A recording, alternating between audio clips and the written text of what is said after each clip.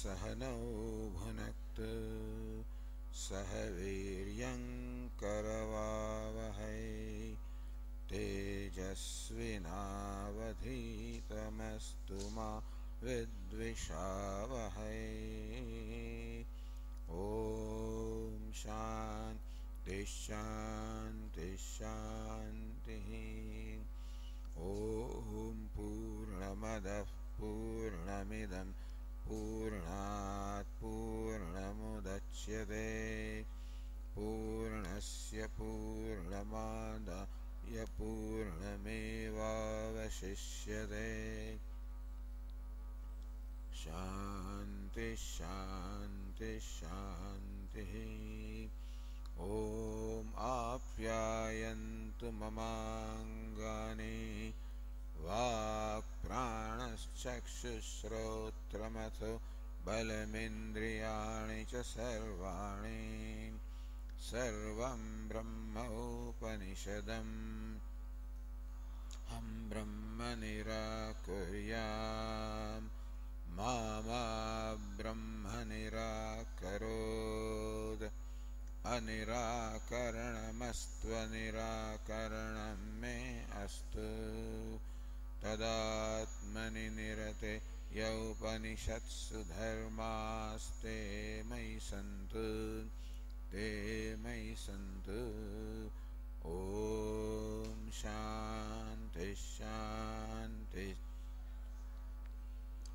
श्रुतिस्मृतिपुराणानाम् आलयं करुणालयं नमामि भगवत्पादं शङ्करं लोकशङ्करं शङ्करं शङ्कराचार्यं केशवं बादरायणं सूत्रभाष्यकृतौ वन्दे भगवन्तौ पुनः पुनः।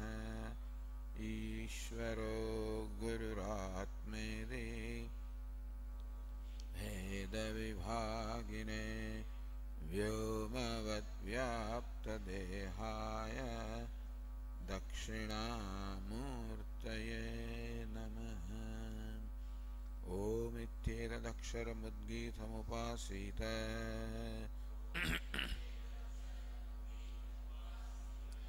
ओमिति ह्युद्गायते तस्योपव्याख्यानम्।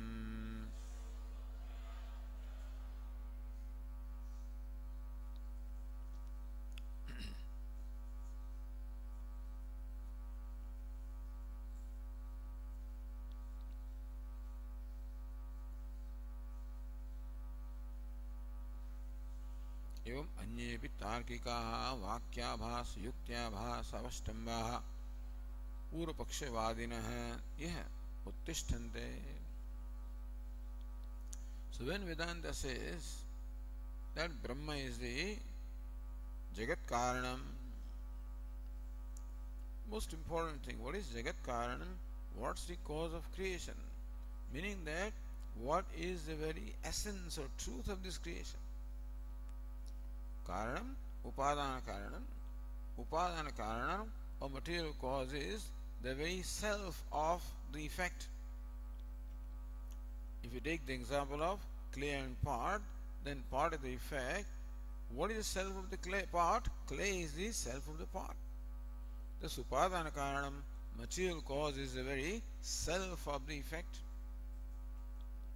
So Vedanta seeks to present Brahman, the Satyam Jnanavananda, the truth, knowledge, infinite, the very consciousness, Brahman, the limitless. Vedanta says that is Jagat Karanam. That is the cause, that's the material cause of the universe, that's the self of the universe, that's the real truth of everything. So whatever there is in name and form, what is the truth? If you investigate anywhere, where will you arrive at? You should arrive at Brahman, the limitless, as the very self. Not only Brahman, but Brahmatmani Tatparyena. Another important thing is that Brahman, the limitless, is Jagat Karanam. which is the cause of the universe, the self of the universe is Atma, is your very self. This is what Vedanta teaches.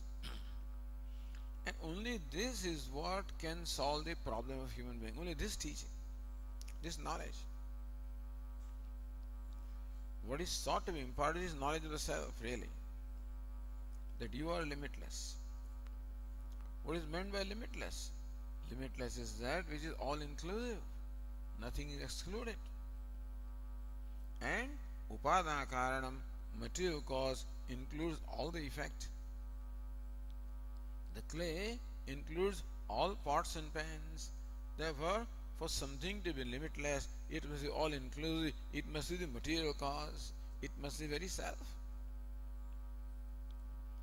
That is why Brahman is presented as the Upadana Karanam, as the very self of the universe. That is limitless. And that is what you are. This knowledge leaves no duality whatever, no division, no sense of exclusion. What is meant by non-duality is that you are not excluded by anything and you do not exclude anything. You do not feel separate from anything. You do not feel excluded by anything. What is meant by feeling separate is feeling excluded. When I feel excluded, then I feel isolated. I feel rejected. So when you are not I and I am not you, then that is saying I am excluded by you. You don't include me because you don't include me in yourself. I am excluded. I am rejected. I am isolated. I am unhappy. See how Vedanta traces the cause of unhappiness. Nobody else can even come close to this understanding.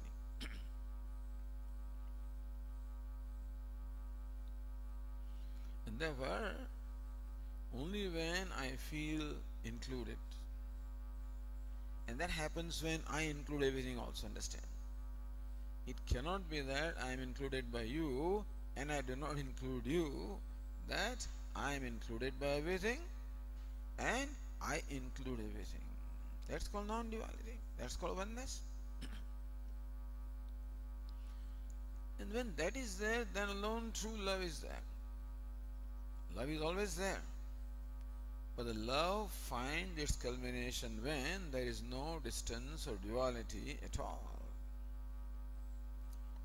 So even if you accept love as the very nature of the self, that self can manifest itself, express itself in its full potential when there is no abstraction to its expression.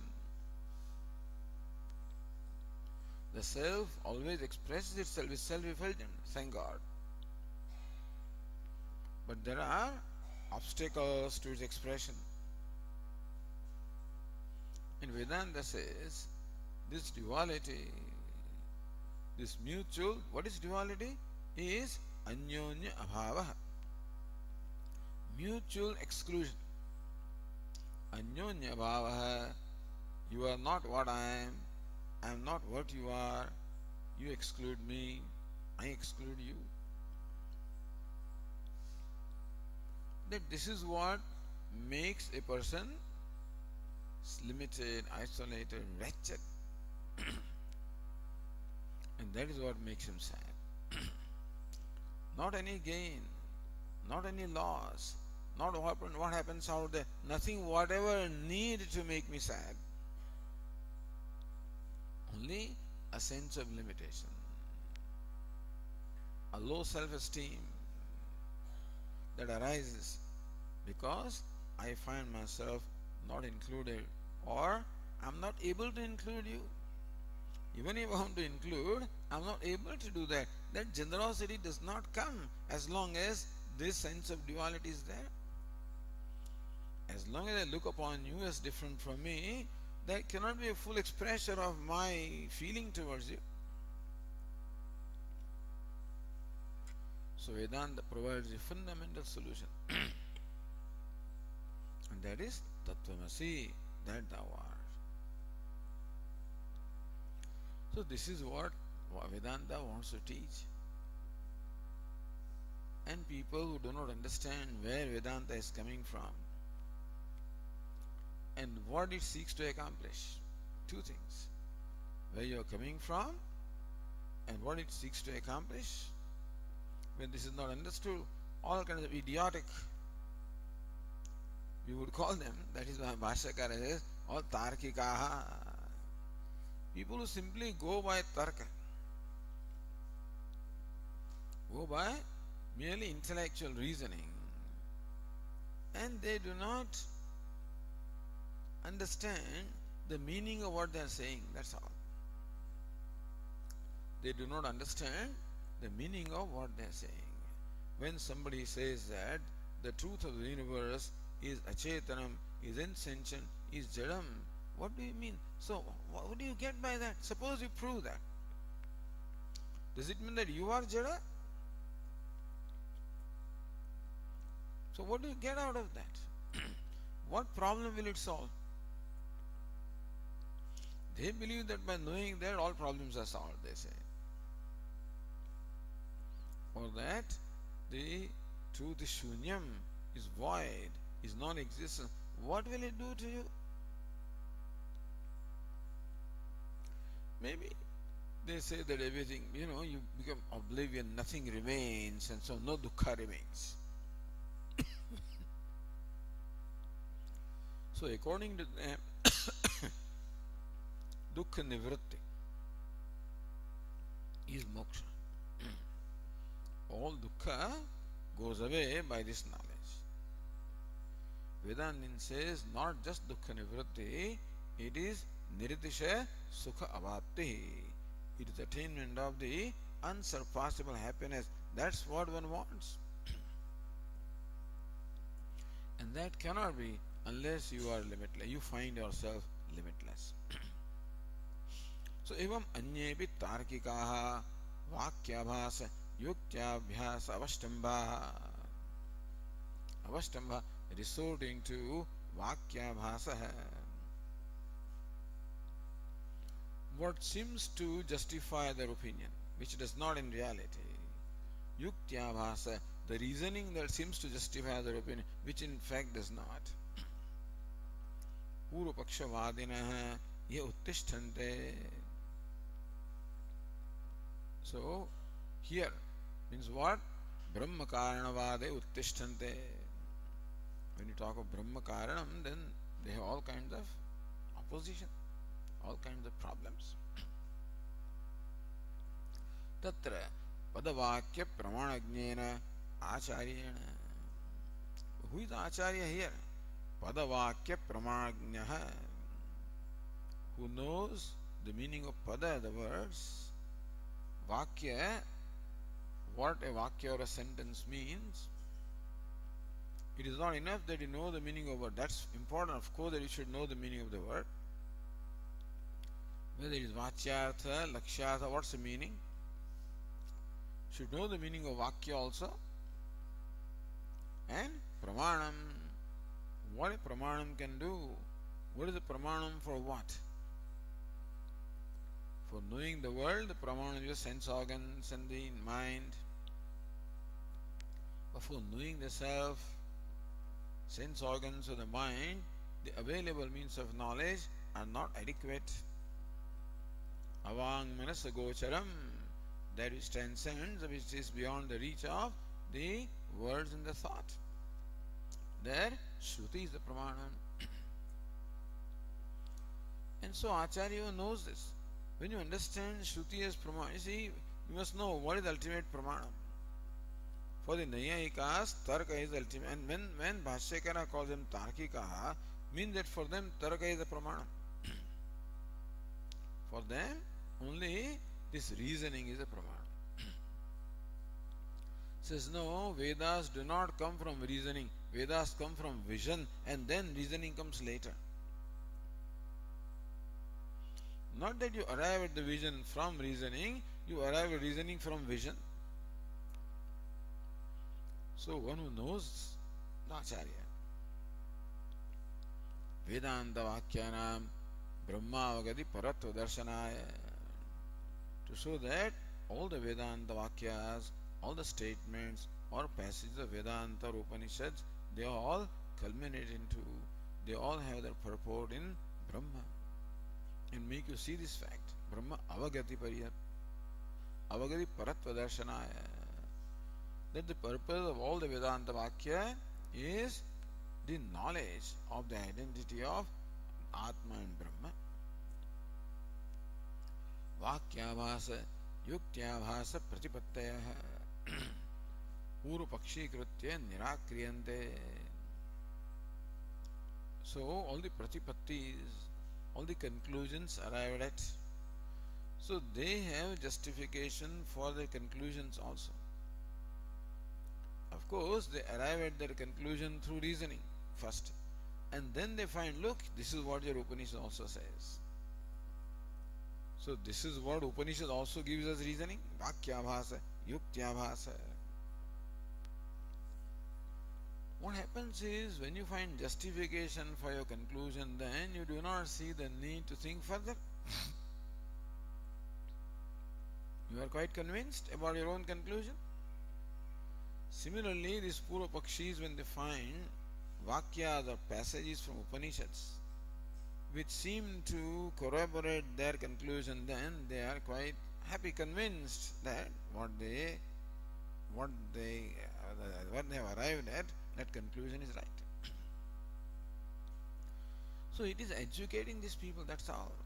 The reason why the Purva Paksha is there is not so much to refute them, but to make them see where there is a fallacy of their thinking, reasoning.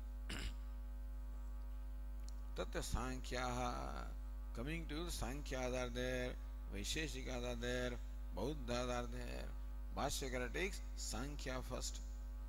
Tatra Sankhyaha Pradhanam Trigunam Achetanam Jagataha Karanadva Manyamanaha Ahuhu.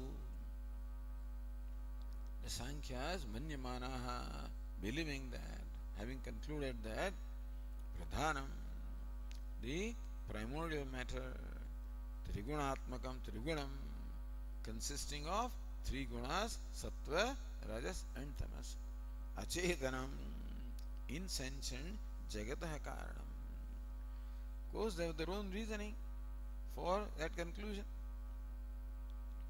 That Jagat, Nam Rupatmakam Jagat, the universe of the nature of name and form is insentient.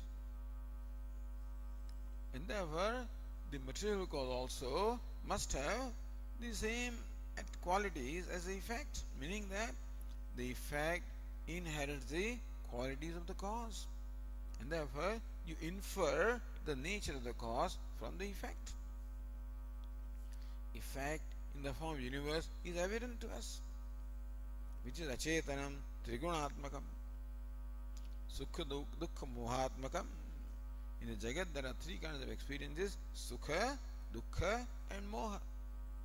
Sukha or happiness, result of Sattva; Dukkha and happiness, result of Rajas; and Moha, the delusion, result of Tamas. So Jagat is Trigunatmakam, the effect, therefore the cause also must be Trigunatmakam. The Jagat is Achetanam, the effect, so cause also must be Achetanam. Then what happens is that with that conclusion, then they find all kinds of reasoning. They are very intelligent people, no doubt. Having come to this conclusion, then they apply their faculty of reasoning and find apparently enough evidence even from Upanishads also, not only to justify their opinion, but to refute our opinion. That's why they are Purva Pakshis. Ahu yani Vedanta Vakyani Sarvajnasya Sarvashaktehe Brahmana Jagat Karanatvam Darshayanti. Yani Vedanta Vakyani, those patches of Vedanta or Upanishads, Sarvajnasya, according to you, according to Vedantin, you say that the Vedanta Vakyas, the statements or passages of Vedanta, reveal that Sarvagnya, omniscient. Sarvashakti, omnipotent. Jagat Karanam, that cause of the creation is omniscient, omnipotent. That is how the Vedantins interpret the statements of Upanishads. Iti avochaha, what you said. Tani pradhana karana pakshebi yojayitum shakyante. It is possible that very same passages can be explained to arrive at the conclusion that pradhanam is a jagat karanam.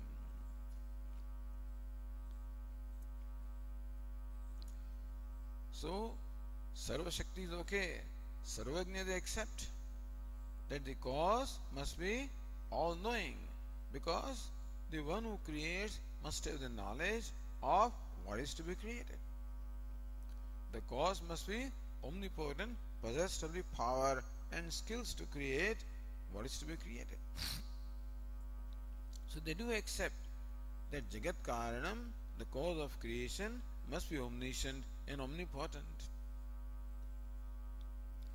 And they find that Pradhanam also can be called omnipotent and omniscient.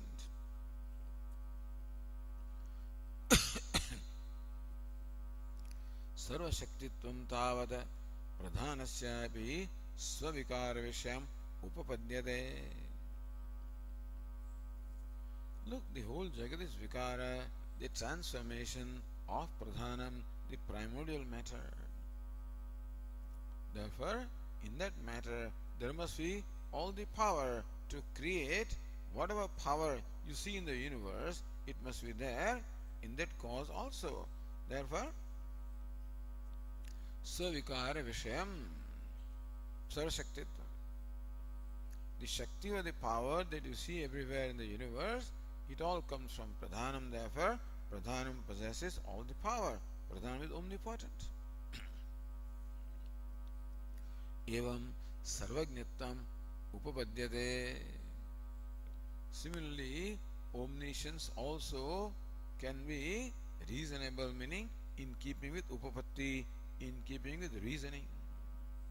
Katham, how can it be insentient? How can it be omniscient? We say that knowledge and power, both of them rest in a conscious being. Only conscious being can be a knowing being. Only conscious being can be an acting being. That matter cannot act on its own. Matter cannot know on its own. So how do you say that Pradhanam, the primordial matter, is all-knowing? Says Yattu Jnanam Manyase Sa Sattva Dharmaha. See, what you call knowledge is dharma, is an attribute of the guna sattva. Sattvat sanjayate jnanam iti smritehe. Because Lord Krishna has said in the Bhagavad Gita that knowledge arises from the quality or guna sattva. Avoid translation of guna as quality. Guna is guna. That's all. Constituent actually. Guna is a rope, the thread. That's a rope made of the three strands. Guna means a strand. So, sattva is one of the strands, one of the constituents. So, Lord Krishna says, knowledge arises from sattva. Tena cha sattva dharmena jnanena karyakarnavantah purusha sarvajnyaha yoginaha prasiddhaha. There are many yogis, Siddha Purushas, who are known to be all-knowing. So what makes a yogi all-knowing? Yogi is a conscious being also, and yogi is a mind that possesses predominance of sattva. Yogi is a conscious being. At the same time, a yogi is a person who possesses a mind which is predominant in sattva. So which aspect of the yogi is omniscient? They said, look, knowledge has its locus in sattva. Sattvat sanjayate jnanam. Knowledge is born of sattva, meaning knowledge is located where sattva is. Vedanta says knowledge is located where consciousness is. But Sankhya says knowledge is located where sattva is, and sattva is the attribute of matter. Therefore, knowledge rests in matter. So even if the yogis are said to be all-knowing or omniscient, it is the mind of the yogi that is omniscient. Why? Because it has the predominance of sattva. Sattvasya hi niritishay utkarshe sarvajñatvam prasiddham. Conscious being yogi is, but not every conscious being is omniscient. If knowledge rests in conscious being, then every conscious being must be all-knowing. Is it not so? That's not the case. Who is all-knowing or who has more knowledge? So sattvasya utkarsha. More excellence of sattva is, more knowledge there is. And if there is the most excellence of niratisha utkarsha, if there is the most excellence of sattva, then there is most knowledge. So is utkarsha, apakarsha. That's called anvaya vyatireka. Whether consciousness is there for knowledge is and consciousness is not there for knowledge is not, that is one anvaya vyatireka. But Sankhya says that consciousness is not. You can't say because consciousness always is. Therefore, there is no vyatireka there. See, Nyaya Nirnaya on the page 101, last sentence, kevala vyatireka bhavat na chetan amshasyeva sarvajñatayate. See, something can be established by the rule of anvaya and vyatireka, by rule of agreement and disagreement. As far as sattva guna is concerned, this anvaya vyatireka are applicable. More excellence of sattva, more excellence of knowledge. Less of sattva, less of knowledge. No sattva, no knowledge. There also you can't establish really. But less of sattva you can say. But less of consciousness you cannot say. More of consciousness also you cannot say. Because consciousness is there in all the beings. In spite of consciousness being there in all living beings, we find still the gradation of knowledge because of gradation of sattva guna, not gradation of consciousness. So what makes a person knowledgeable person? The quality sattva or guna sattva which is in the intellect.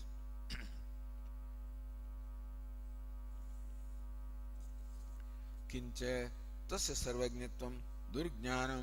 Further, your consciousness cannot be omniscient. See, what is omniscience? Or who is God? Sarvajña, all-knowing. So understand that who is a yogi is all-knowing, meaning that yogi is the knower of all the knowledge. Is it not so? Who is an omniscient one? Omniscient person is the one who knows everything, meaning who is a knower of all knowledge. Can consciousness become knower? Tell me.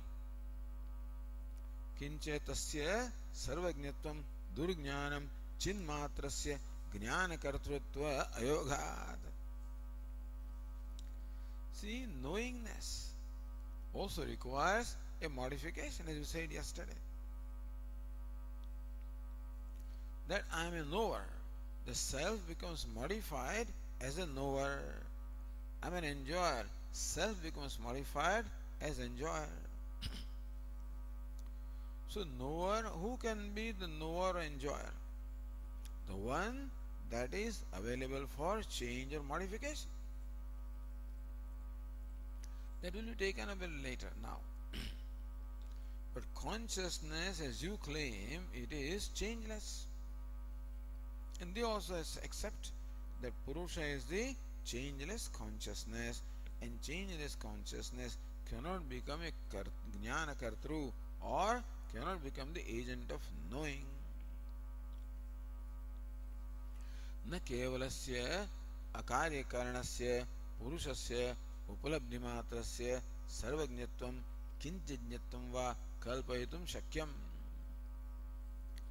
न केवलस्य पुरुषस्य, the purusha, the consciousness, kevala, merely consciousness. Akaryakaranasya, which does not possess body or sense organs, merely consciousness without the body or sense organs or mind. Upalabdhimatrasya, which is merely of the nature of consciousness. Sarvajñatvam kinchijñatvam va kalpayitum shakyam. In pure consciousness, there cannot be gradation. See, sarvajñatvam, all knowing, is the gradation in knowledge. Alpajñatvam, little knowing, also is in gradation of knowledge. So where this gradation of knowledge can be there, where the locus of knowledge also has gradation. If, as you claim, consciousness is the locus of knowledge, then consciousness does not have gradation. It is always changeless consciousness. So how can it be that consciousness now is all knowing and consciousness here is less knowing? How can it be? So more knowingness or less knowingness can be where there are sense organs, where there is mind, that is where the knowledge is, and that is all matter, that is the sattva is. So without matter, without the personality, without the gross and subtle bodies, where the gradations are,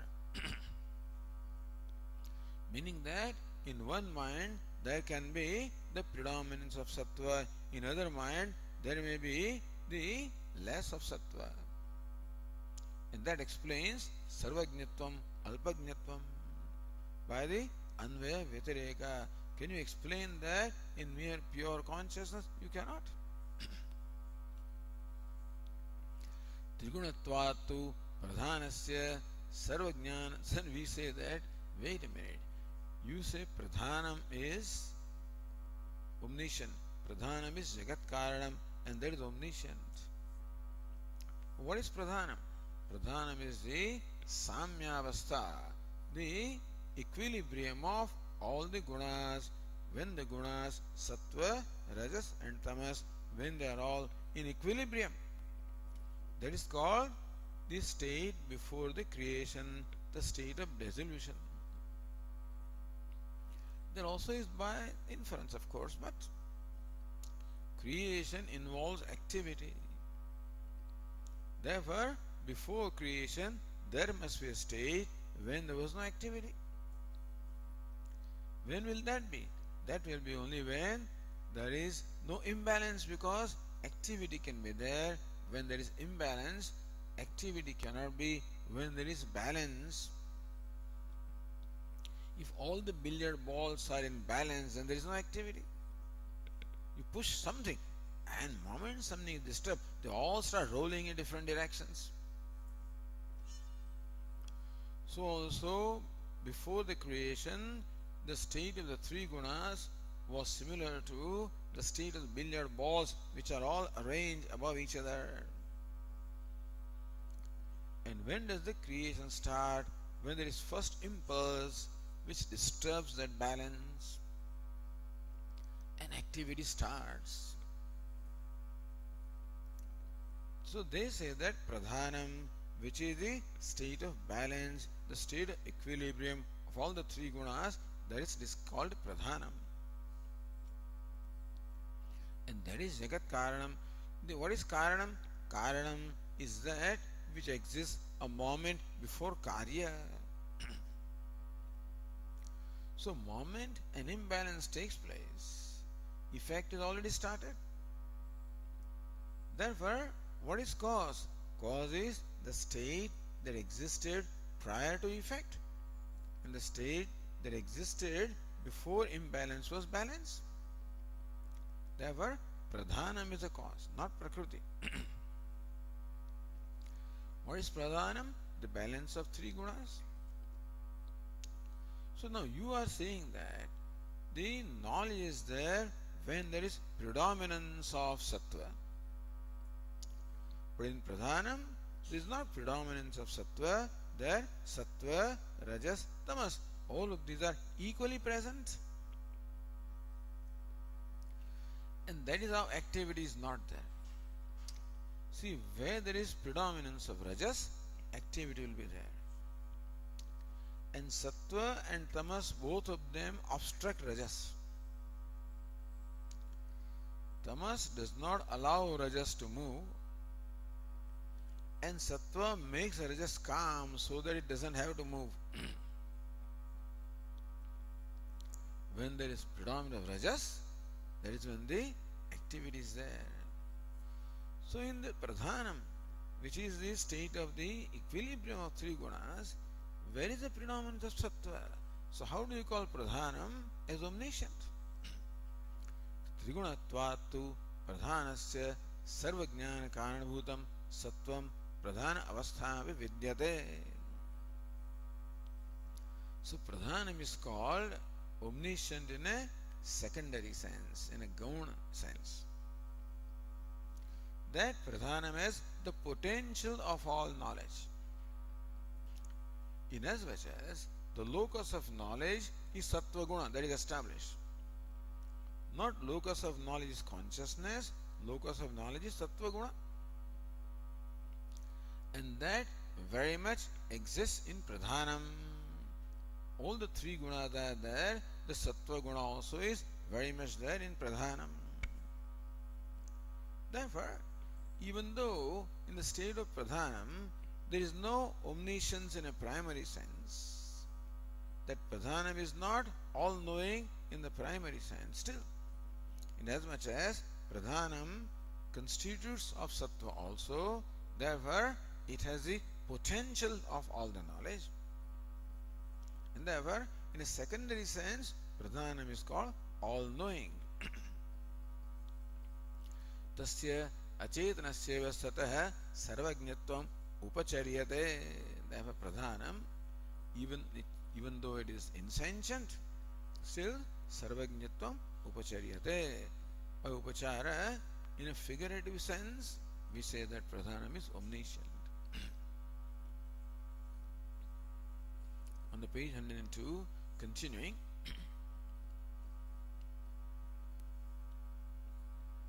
says Nyaya Nirnaya Gauna Mukhyayoho Mukhye Sampratyat Mukhya Grahanam. So now the Sankhya says that the omniscience in Pradhanam is Gaunam. That is admitted, understand. Omniscience of Pradhanam is Gaunam, is in a secondary sense. So we say, why? Why do you interpret Sarvajna as in a Gauna Artha? Yes, Sarvajna, Sarvavit. So Upanishad clearly says that the cause of creation is omniscient. It doesn't say as though omniscient. So where Mukhya or primary interpretation is possible, you should not go for a secondary interpretation. So Gauna Mukhyayoho Mukhye Sampratyayat or Mukhye Grahanat. Wherever Mukhya or primary meaning is possible, you should not go for an Aupacharika or a secondary meaning. Then he says, wait a minute. Then Sankhya says, even a Brahman also cannot be omniscient in a primary sense. So now he pulls down Brahman. That it also cannot be omniscient in primary sense. So next sentence is Vedanta Vakyeshu Avashyam Cha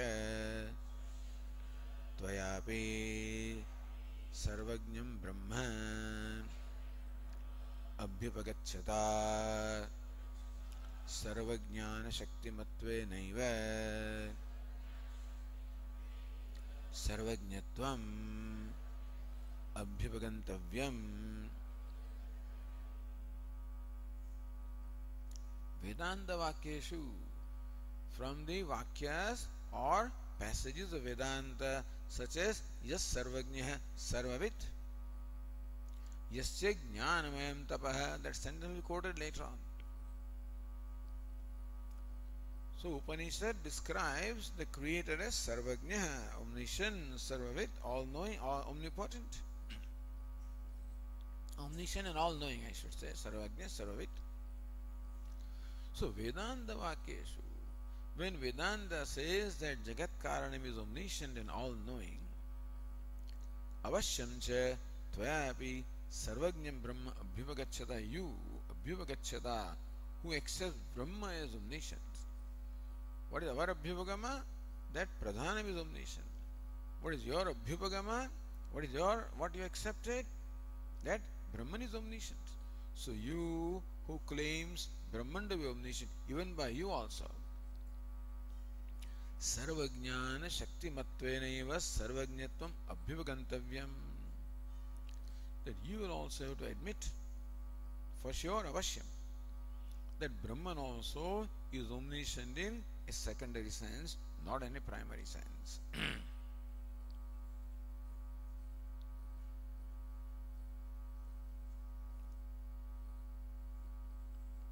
Nanu Maya, says Ratnaprabha, Nanu Maya Kimidi Shakti Matvarupam Gaunam Sarvajnyatam Angikarameti. So you have accepted omniscience in a secondary sense. All right. Why do you want that I should also accept omniscience in a secondary sense? Why? Maya Kimiti. Shaktimatva means what? The potential of knowledge. Shaktimatva. That Brahman possesses the power of knowledge. Pradhanam possesses power of knowledge in the state of Pradhanam, which power becomes evident when it becomes Prakriti. So also your Brahman also possesses power of knowledge and not actual knowledge. Power of knowledge or potential of knowledge, not actual knowledge. Here is a sculptor who has the power to sculpt, but that power becomes evident when he actually starts sculpting, He is a cook who has the potential of cooking, but when the person is not doing anything, that is only potential. When he starts cooking, then the potential becomes a reality, becomes evident. So in Brahman also the knowledge is only in a potential state and not in the evident state. Tatra. Or says Nyaya Nirnaya Tathatve ka tatra hetumaha nahi iti. So there the reason is given by Sankhya nahi. Next sentence. This one word sarvada can be added after nahi. Nahi sarvada sarva vishayam jnanam kurvat eva brahma vartate. Nahi sarvada, all the time. Sarva vishayam jnanam, knowing everything. Kurvadeva brahma vartate. You cannot say that Brahman has the knowledge at all the times of all the objects. Because in the state of dissolution, Brahman also has only potential of knowledge, not actual omniscience, in the primary sense. So, nahi sarvada sarvishayam jnanam kurvadeva brahma vartate. See, Vedantin's answer is one simple. That Brahman is omniscient by virtue of Maya. Brahman is omnipotent by virtue of Maya. That's all.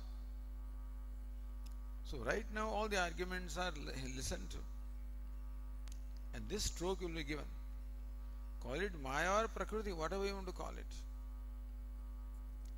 That Pradhanam alone cannot be omniscient. Brahman alone cannot be omniscient. But Brahman through the agency of Pradhanam or Prakriti or Maya is omniscient. This is what we have to say.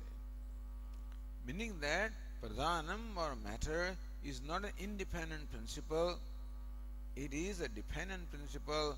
It is not an independent reality. Matter is a dependent reality, therefore we call it mithya. For them, pradhanam is satyam. That's the basic difference. But right now, continuing the arguments, nahi sarva vishayam jnanam karodeva brahma vartate sarvada. You cannot say that Brahman vartate obtains jnanam kurvat as performing knowledge, but as knowing at all times and all knowledge that Brahman has. You cannot say that. Says Nyaya Nirnaya tathatve ka anupatti iti ashankya. Then we say, why? What's the problem with that? Why can't we say that Brahman at all the times knows everything? What is anupatti? So what is illogical there? Tell us. Iti ashankya tad jnanam nityam anityam vayati vikalpayati. So he says, all right, Vedantin, please tell us that knowledge that Brahman has, is it nityam or anityam? Is it permanent or impermanent? What is permanent? Permanent means Brahman knows at all the times, under all conditions. Impermanent means Brahman knows everything at some time and does not know at other time. It knows everything in some condition, does not know everything in another condition. So please tell us that omniscience that Brahman has, is it permanent omniscience? All the time Brahman knows everything? Or is it impermanent omniscience? Now and then Brahman becomes omniscient. Both have problems. Tatha hi. So says Bhashya, तथा हि ज्ञानस्य नित्यत्वे ज्ञानक्रियां प्रति स्वातन्त्र्यं ब्रह्मणः हीयेत.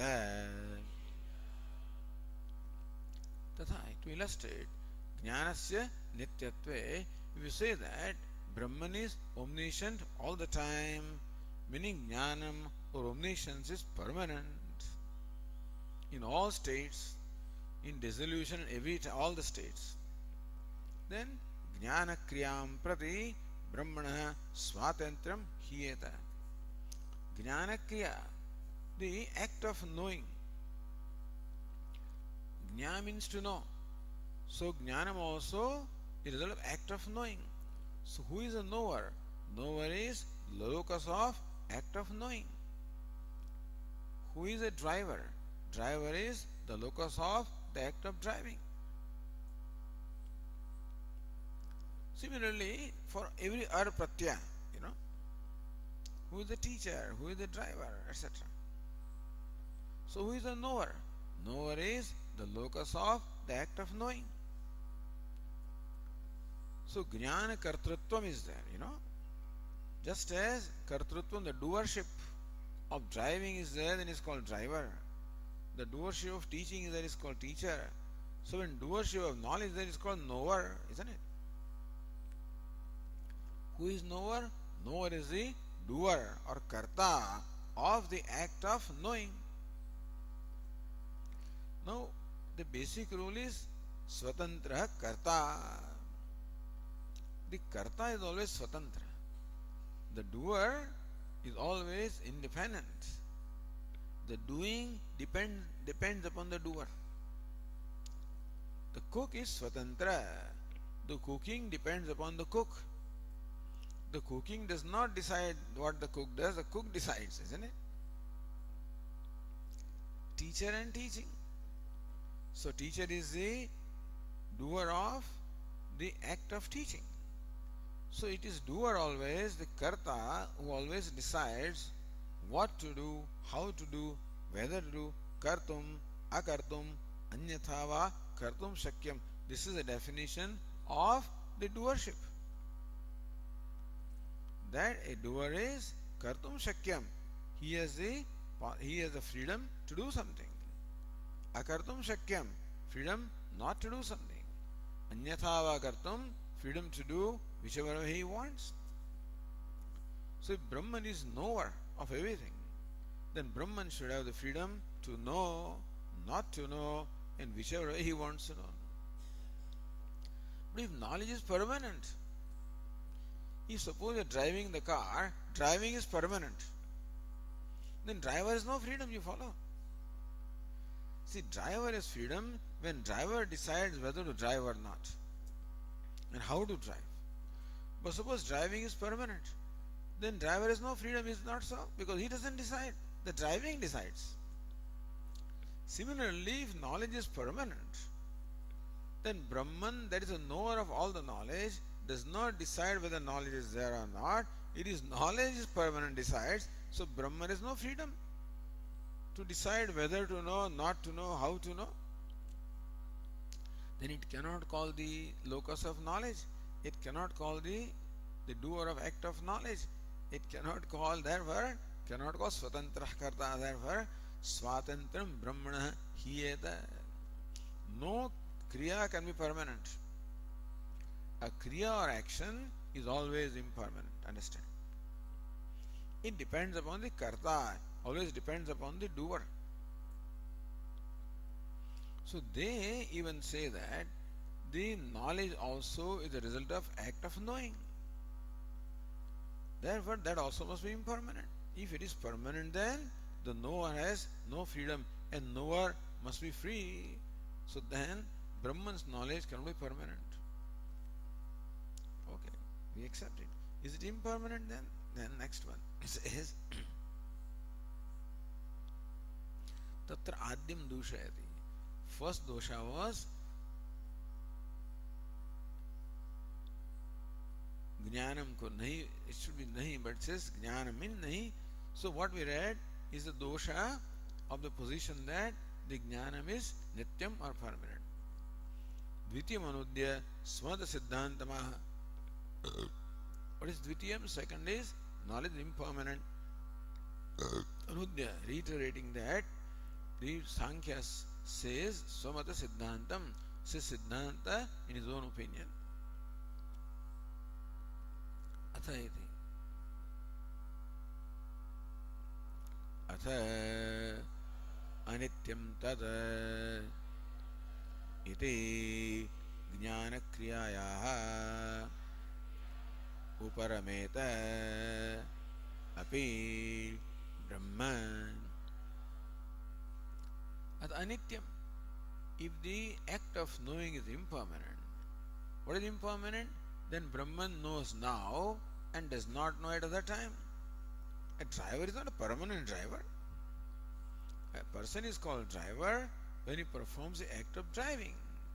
Then only he can be called driver when there is a time when he does not drive. Otherwise, although ideally you call it speaker which keeps on speaking all the time, but normally that is no freedom. But here a speaker is a person who decides when to speak, etc. So therefore he is an impermanent. If speaking is impermanent, speaker also is impermanent, understand? Who is speaker? One who performs the act of speaking. Who is knower? One who performs the act of knowing. If act of knowing is impermanent, then knower also is impermanent, meaning that sometimes it knows, sometimes it does not know. So then, if the act of knowing is impermanent, then there will be time when Brahman does not know. Because when act of knowing is not there, Brahman does not know anything. Then you can't call it omniscient. Sarvada, sarvisham jnanam. If Bhagavan also has a spell that he does not know, it's called amnesia, that he doesn't know at that time, then what will happen? Nothing will work. Bhagavan must be all-knowing all the time, under all circumstances. Buddhi may not know in Sushupti or Pralaya, but Bhagavan should know, even absence of knowledge. So Sarvajñatvam, omniscience must be permanent. If it is permanent, then the omniscient is not free, then it can be called omniscient. It is impermanent, then it is not omniscient all the time, which means that you cannot call him omniscient. You cannot call him all-knowing if all-knowingness is not all the time. So jnana kriyaya uparameta api brahma. Uparameta, then Brahman will cease to know. Or Brahma uparameta, what happens is, if Brahman equal to knowing, then when knowing is not there, Brahman also is not there. If Brahman and knowing are one, then when knowing is not there, Brahman is not there. If Brahman and knowing are different, then when knowing is not there, Brahma is not the knower anymore. In that case, the knowerness of Brahma is not there, so Brahman is not all-knowing, not omniscient.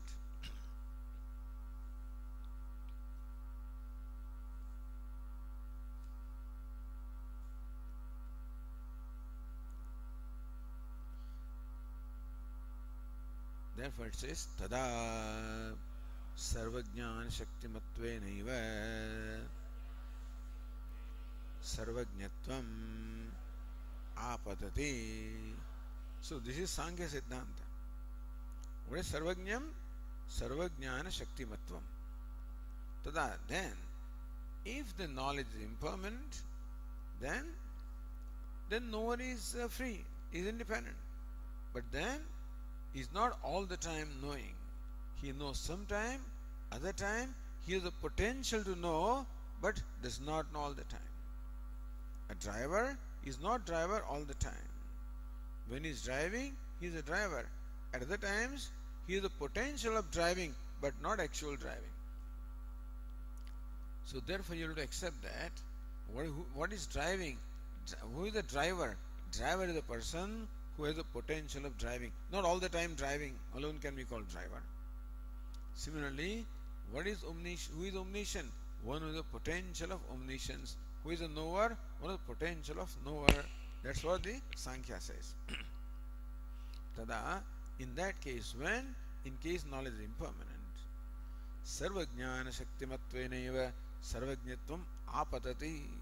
Sarvajnatvam apatati. Omniscience then means what? Sarvajnatvam apatati means what? What's the meaning of this sarvajnatvam?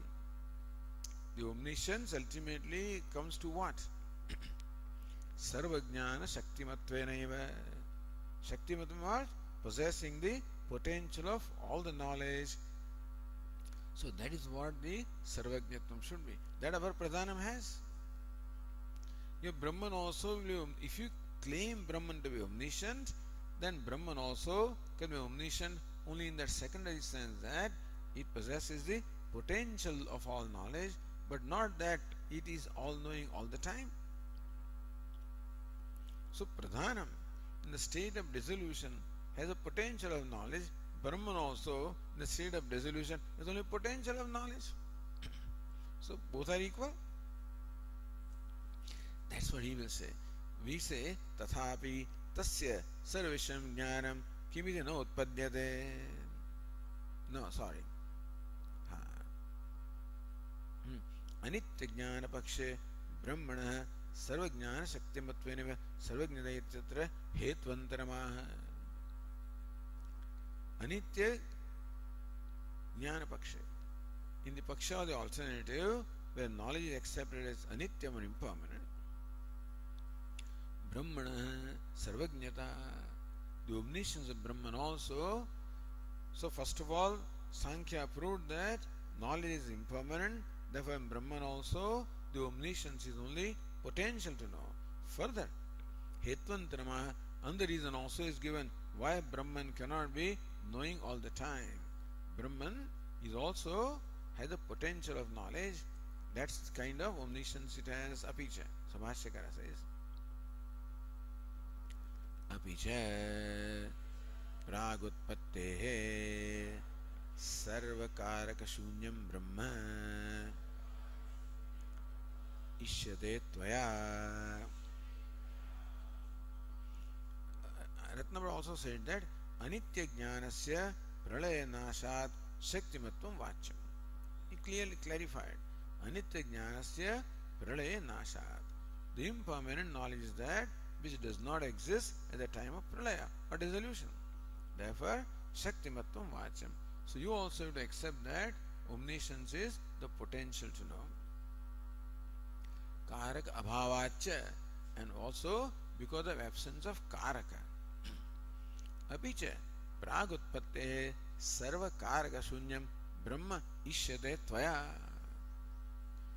He says to Vedantin, look, you also say that utpattehe prag, before the creation, nothing is created.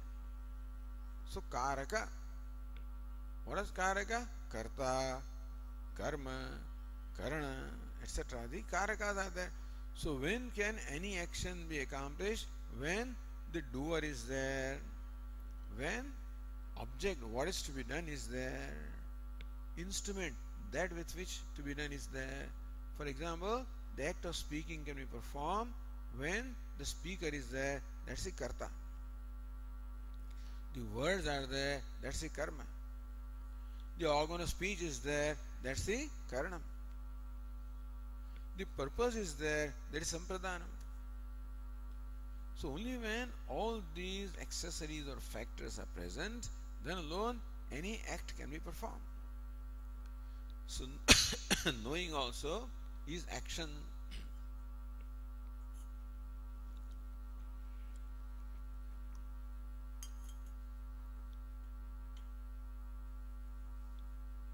Therefore, for Brahman to be all-knowing, Brahman must have the doership, must have the object, must be instrument.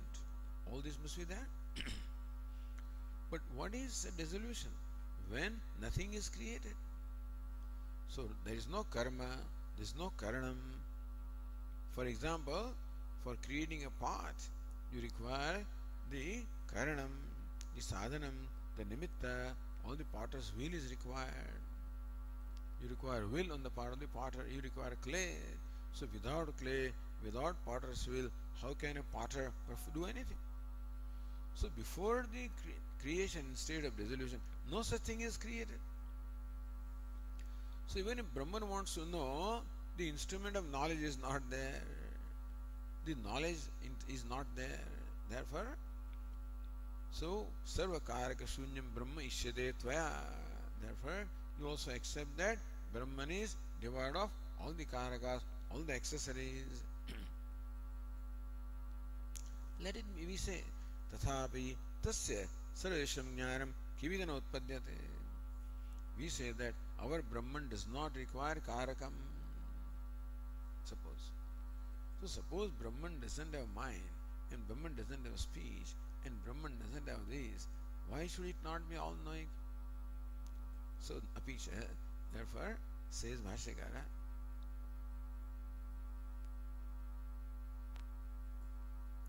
apicha pradhanasya anekatmakasya nacha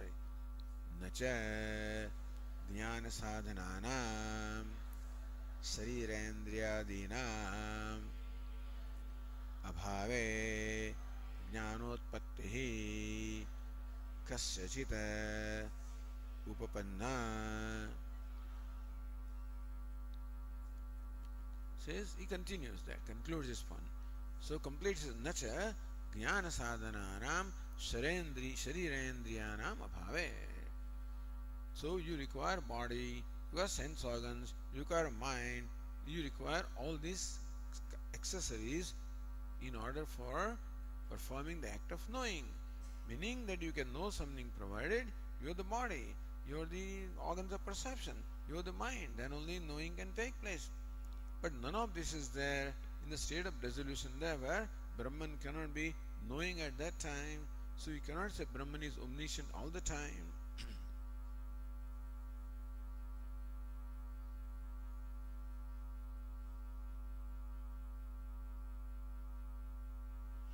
Matadve samyuktva swamate visheshamaha. Alright, so both of us are in the same position now. According to Sankhya, the Pradhanam is omniscient by way of potential of knowledge. And it is proven that Brahman also can be claimed to be omniscient only by way of potential of knowledge, not omniscience in a primary sense. So neither Pradhanam is omniscient in primary sense, nor is Brahman omniscient in primary sense. So then, well, both are in the same boat.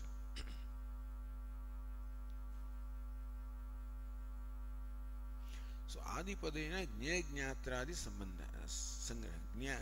Jnaya, object of knowledge is not there, the knower is not there, etc. Says Anandagiri, Uhayatrapi Anupatti Samye. Both of us are in the. So Vedanta then asks him, hey, both of us are in the same boat. Anupatti meaning that it is not in keeping with the reason that Brahman can be omniscient in primary sense, nor can Pradhanam be omniscient in primary sense. If in both the cases the Sarvajñatvam or omniscience is only in a secondary sense, then Katham Pakshi Vishesha Pakshapataha, then O Sankhya, why do you insist upon your position? If both of us are in the same boat, then what is your justification for insisting that Pradhanam is Jagat Karanam? It is asking Pradhana Pakshe Visheshamaha. Then he says, look, in case of Pradhanam, this is an advantage. Pradhanam has this advantage. What is it? Apichayati. Apicha Pradhanasya Anekatmakasya Parinama Sambhavat Karanatva Upapattihi Mrudadivat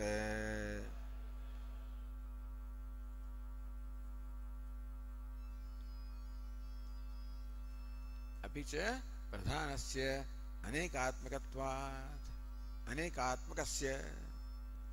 Look, as far as Pradhanam is concerned, what's the advantage? Anekatmakam. Pradhanam consists of Sattva, Rajas, Tamas. So in Pradhanam itself, heterogeneity is there. Pradhanam is not homogeneous, it is heterogeneous. It is Savayavam, it has many components. Brahman is Niravayavan, without any parts or components. So Anekatmakasya Parinama Sambhavat. Therefore, Pradhanam can undergo transformation. Brahman cannot undergo transformation. See, what can change? What is called change? Change is the different state of constituents. That's called change. For example, what is a lump of clay? Lump of clay is a certain arrangement of the particles of clay. That's called lump. So when those particles rearrange in a different way, you call it pot. So what's a pot? Same particles are called pot. Same particles in certain arrangement we called lump earlier. Same particles now in a different arrangement are called a pot and pan, etc. She doesn't know how to stop it, so that's okay. Don't worry. Don't pay attention. Therefore, Apicha Pradhanasya Anekatmakasya. Pradhanam is Anekatmakam. It consists of many, there is Swagata Bheda is there. Many internal difference or internal parts are there. So therefore, Pradhanam in the state of dissolution is when all the three gunas are in balance. When creation takes place, those gunas become imbalanced, then creation takes place. So Pradhanam has a potential of change and therefore it has the potential of creation. Whereas Brahman is partless, therefore Brahman has no potential of change. So Brahman cannot become Jagat. So Pradhanam has this advantage that it consists of different parts, different components, different ingredients, namely Sattva, Rajas, Tamas. Therefore, Anekatmakasya Parinama Sambhavat. Pradhanam can undergo Parinama or transformation. Karanatva Upapattihi. Therefore, Pradhanam can reasonably be a cause, material cause, Mrudadivata. So how come clay or earth can become the material cause? Because you said clay is the aggregate of particles. Those particles can undergo a rearrangement, and therefore clay itself will be called by different names. So clay is called lump, that will be called a part, and whatever else. Whereas Brahman is partless, changeless, therefore there is no state of Brahman, so Brahman cannot transform itself into Jagat. So this is an additional disadvantage in case of Pradhanam.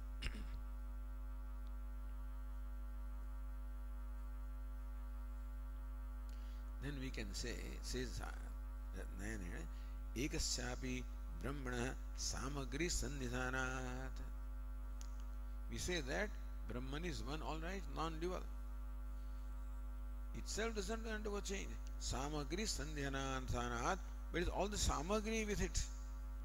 So even though the pot maker is one, pot maker cannot transform into a pot.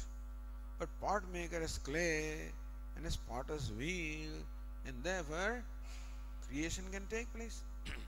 Samagri sannidhanat karanatvam ashankya. So because then Brahman can become the karanam, jagat karanam.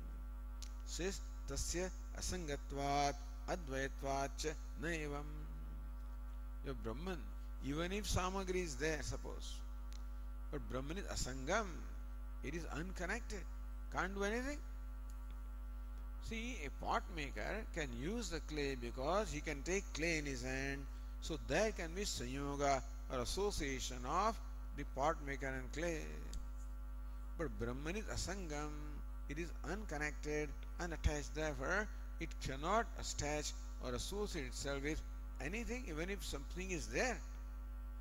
Still Brahman cannot use it because Brahman is asanga. And basically nothing advitiyatvacha. You say ekameva advityam sadeva somme idam agrasit ekameva advityam. Your sat is advityam, non-dual, which means that there is nothing other than sat, nothing other than Brahman. Even if Brahman wants to use something, there is nothing there at all. Therefore Brahman has no potential of becoming the material cause or even efficient, no cause. Na iti. So says the last sentence, na asamhatasya ekatmakasya brahmanaha iti. And so na brahmanaha asamhatasya ekatmakasya. Asamhata, Brahman is not a sanghata. Brahman is not an aggregate like Pradhanam is the aggregate of three gunas. Brahman is not, because Brahman is partless. And ekatmakasya, Brahman is one, non-dual. And therefore there is no second thing. The Brahman does not even have the potential of becoming the cause of creation, whereas Pradhanam has that. So other things being equal, that none of them is omniscient in primary sense, that is equal. But there are advantages in case of Pradhanam, that it has the potential of becoming cause, whether Brahman does not have the potential. Therefore Pradhanam is Jagat Karanam. Iti. That's how the argument is concluded. Iti. So says Nyaya Nirnaya, Jagat Upadanavadi Vedantanam Pradhana Partayati Purapaksham Anudya. So Jagat Upadanavadina Vadi Vedantanam, all the statements of Vedanta which talk about the Upadana or material cause of the universe, Jagat Upadana. So all those statements of Upanishads which talk about the material cause of the universe, Pradhana Parta, there the material cause will ultimately has to be accepted as Pradhanam, as not Brahman. Iti Purupaksham, this is the Sankhya Purupaksha. Anudya, reiterating that, Sutrena Siddhantayati Evameti. So Bhashyakara says, Evam prapte idam sutram arabhyate. Evam prapte is what? When this is the position. That's called Anuvada. Thus reiterating the Purvapaksha. When this is the position of the argument, the Purvapaksha. Evam prapte. Then Sutrena Siddhantayati. Then the Sutrakara present the Sutra or aphorism. Sutram Arabhyate. This Sutra is commenced by the Sutrakara. The thing is that this particular Adhikaranam or topic has several sutras. So this is the first sutra of that. Meaning that all of these will not be answered in one sutra, will be answered in course of several sutras which make up the Adhikaranam. So let us read the sutra. Ikshatehe na ashabdam. Ikshatehe na ashabdam. Ikshatehe is the fifth case, understand, of the word ikshati.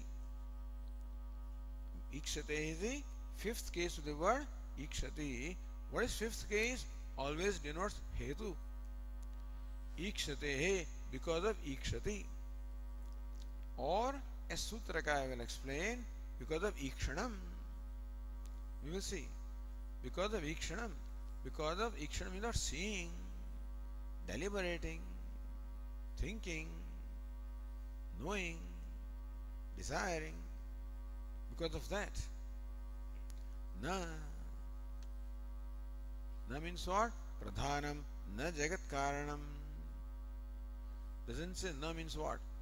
Accepting, presupposing all this Purvapaksha. Then it says na. So all these Purvapakshavas have to be built up by Bhashyakara. What is na? What is na? Means Pradhanam, na jagat karanam. Earlier there is no mention of Pradhana. In the first four sutras also this position is not there. So then to say na, what does na refer to? The whole position of Sankhyas and Vaisheshikas, etc. All of them. But na, yes Sankhya, na Pradhanam jagat karanam. So this is the principle Siddhanta. Pradhana or primordial matter is na jagat karanam. It is not the cause of jagat creation.